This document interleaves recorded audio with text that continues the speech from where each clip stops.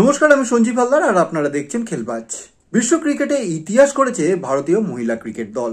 Hormone, স্মৃতি, রিচাদের এই সাফল্য ভারতীয় মহিলা ক্রিকেটকে কতটা বদলে দিতে পারবে, সঙ্গে আসন্ন ভারত দক্ষিণ আফ্রিকা সিরিজ নিয়ে সব কিছু বিশ্লেষণ করলেন পুঙ্খানুপুঙ্খভাবে দেবাশিস দত্ত।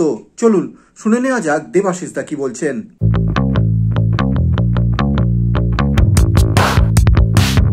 যখন হওয়ার তখন হয়, আগের দুবার হয়নি। তার কারণ আগের দুবারের যে টিমের যে শক্তি, যে বাঁধুনি, তার চেয়ে এবার অনেক বেশি বাঁধুনি ছিল। এবং জেতার জন্য রিচার কথাটা মনে আছে, ম্যাচ জেতার পর বলেছে, আমরা প্রত্যেকে বলেছিলাম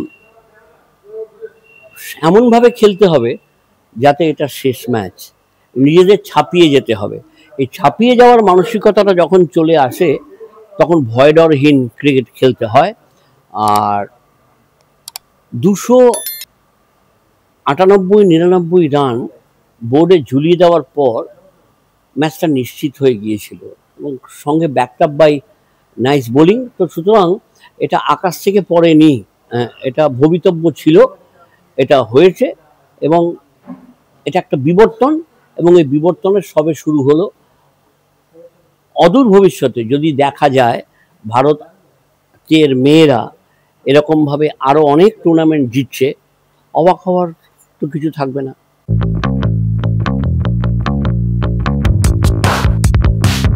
প্রশ্নকর্তা যদি বলে পারে, তখন উত্তরদাতার পক্ষ থেকে একটাই কথা, পারতেই হবে। তার কারণ দেশে বেকার সংখ্যা ক্রমশ বাড়ছে, মহিলাদের প্রতি নিপীড়ন, নির্যাতন এগুলো সংখ্যা হিসেবে বেড়েই চলেছে। তা আমার মনে হয় যে ক্রিকেট মাঠে গেলে ভারতের হয়ে খেলার সুযোগটা পাওয়া যাবে। এবং যদি ভারতের হয়ে নাও খেলার সুযোগ পাওয়া যায়, অন্তত রঞ্জি ট্রফি খেলা যাবে বা অন্য যে কোনো প্রতিযোগিতা খেললে পরে চাকরি বাঁধা এবং অন্যান্য আর্থিক সুযোগ সুবিধা যেভাবে এখন ভারতীয় ক্রিকেট কন্ট্রোল বোর্ড ভারতের মহিলা ক্রিকেটারদের জন্য বন্দোবস্ত করেছে, তাতে অবাক হওয়ার কিছু হবে না। ফলে আমি নিশ্চিত যে অভিভাবকরা গাদা গাদা বই নিয়ে বিভিন্ন কোচিং সেন্টারে দৌড়তেন, তারা এখন ব্যাট বলের ভারী কিটব্যাগ নিয়ে প্র্যাকটিস করাতেও যাবেন।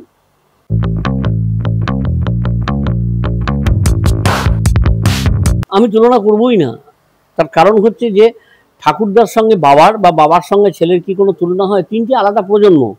তখনকার ভারতীয় বোর্ডের যে অ্যাটিটিউড টুয়ার্ডস মহিলা ক্রিকেটার্স, এখন সম্পূর্ণ উল্টো ধারণা, তাই না?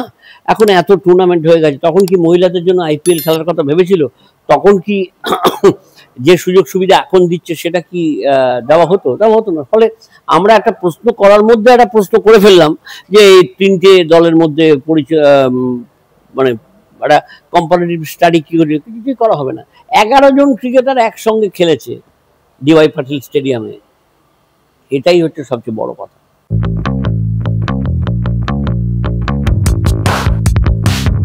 He kept quiet, she kept quiet, absolutely. কিভাবে নিজেকে মেনটেন করছে, যে কিভাবে ম্যাচের পর এই যে তোমার দীপ্তি শর্মা খুব একটা ভালো বোলিং করছিলেন না, কিন্তু ওর পরিকল্পনা শেষের দিকে ওর জন্য রেখে দেওয়াটা, শেফালি বর্মাকে আক্রমণে আনা, তারপর উইকেট পাওয়া এবং গোটা দলকে উজ্জীবিত করে তোলা। এবং আমার মনে হয় যে ক্যাপ্টেন হিসেবে ও আরও অনেক কিছু দিতে পারবে ভারতীয় ক্রিকেট দলকে, যদি বোর্ড ওর উপর আস্থা রাখে।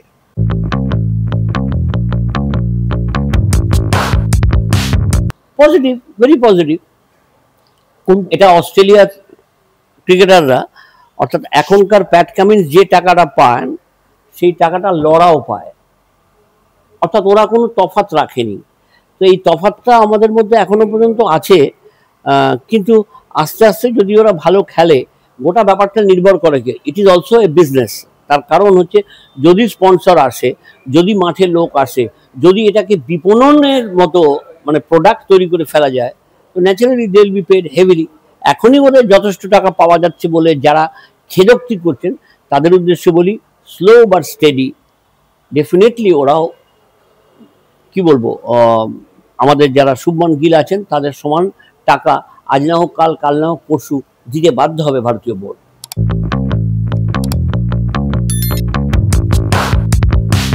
তার কারণ অস্ট্রেলিয়ার একজন বোলার আছে, তার নাম জশ হ্যাজেলউড। হ্যাজেলউডকে খেলতে কিন্তু হাঁটু, পা, মাথা, বুক সব কেঁপে যাচ্ছে, এটা মানতে হবে। এবং যে ম্যাচটায় ও খেললো না সেই ম্যাচটায় কিন্তু সরি কোনো অসুবিধা হয়নি ভারতীয় বোলারদের। অর্থাৎ দ্রুতগতি সম্পন্ন শর্ট পিচ বোলিং খেলার ব্যাপারে ভারতীয়দের যে চিরাচরিত দুর্বলতা রয়েছে সেটা ওর সামনে পড়ে বড্ড বেশি প্রকট হয়ে পড়ছিল।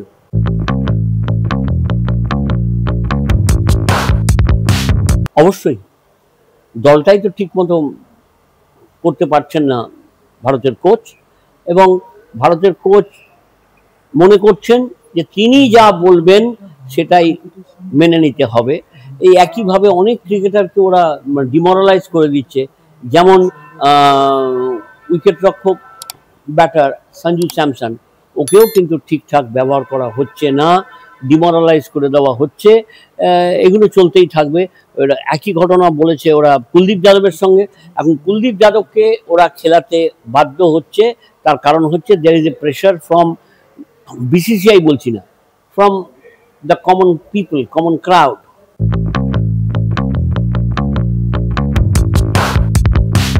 গাছে কাঁঠাল গোঁফে তেল, টু আর্লি, এটা হচ্ছে একেবারে টিপিক্যাল প্রশ্ন।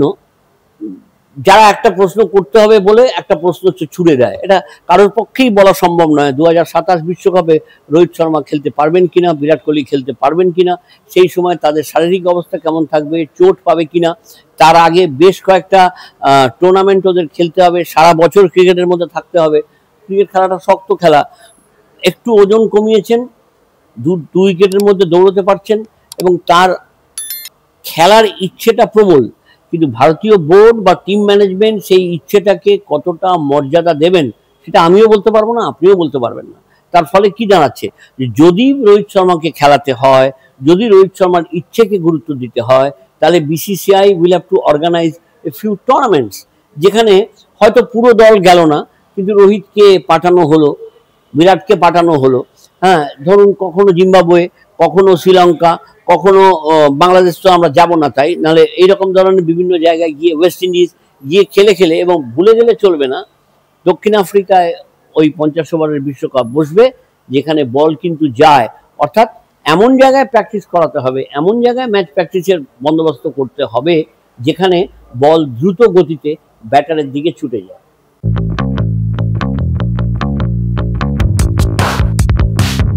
ঝামেলা হবে, মানে ঝামেলায় পড়বে ভারতীয় দল। তার কারণ টেস্ট ম্যাচ মানে চূড়ান্ত টেকনিকের প্রদর্শন। সত্যি সত্যি জোরে, এখানে তো আবার 5 ওভার 10 ওভারের ব্যাপার নয়। যদি রাবাডা চায় প্রথম স্পেলে 7 ওভার, পরের স্পেলে 8 ওভার বল করতে পারবে। তো ওদের জোরে বোলিং বিভাগটা খুব ভালো, ব্যাটিং বিভাগটা ততটা নয়। ফলে আমাদের নির্ভর করতে হবে যে বুদ্ধি করে কতটা খেলতে পারে। এবং এই যে কুলদীপ যাদবকে ফেরত পাঠিয়ে দেওয়া হলো দেশে, কেন? তার কারণ যাতে ও প্র্যাকটিস করতে পারে, যাতে ও প্রিপেয়ার করতে পারে নিজেকে ফর দ্য টেস্ট ম্যাচেস। তার মানে কুলদীপ যাদব খেলবে। অর্থাৎ আপনি এতদিন ধরে যে বোলারদের উপর নির্ভর করে আসছিলেন, অশ্বিনকে তো আপনি বার করে দিয়েছেন, তাহলে বাকি থাকলো কে? এখন কুলদীপ যাদব। তাই কুলদীপ যাদবের ওপর অপছন্দের বোলার হয়েও তার উপর নির্ভর করতে হচ্ছে। It's a good news for us, যারা কুলদীপ যাদবের সমর্থক, যারা কুলদীপ যাদবের হয়ে চিরকাল গলা ফাটিয়ে এসেছেন।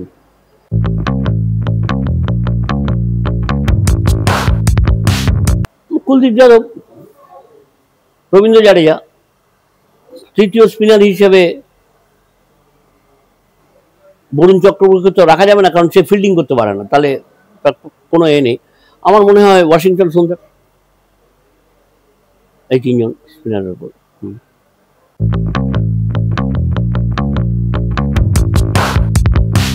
বেছে নেওয়ার কিছু, নিজে নিজেই চলে আসবে, ওদের বেছে নেওয়াই আছে, বেছে নেওয়াই আছে। হ্যাঁ, আপনি কি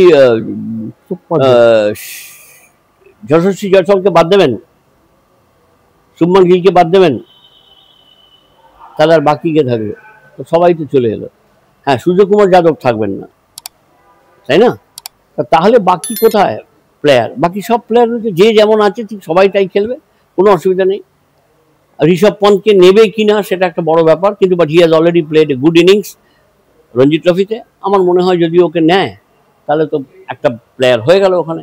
মাত্র গৌতম গম্ভীরকে যতদূর চিনি, অন্তত দলে 2 থেকে 3 জন অলরাউন্ডার থাকবে, যেমন ওয়াশিংটন সুন্দর, যেমন রবীন্দ্র জাডেজা।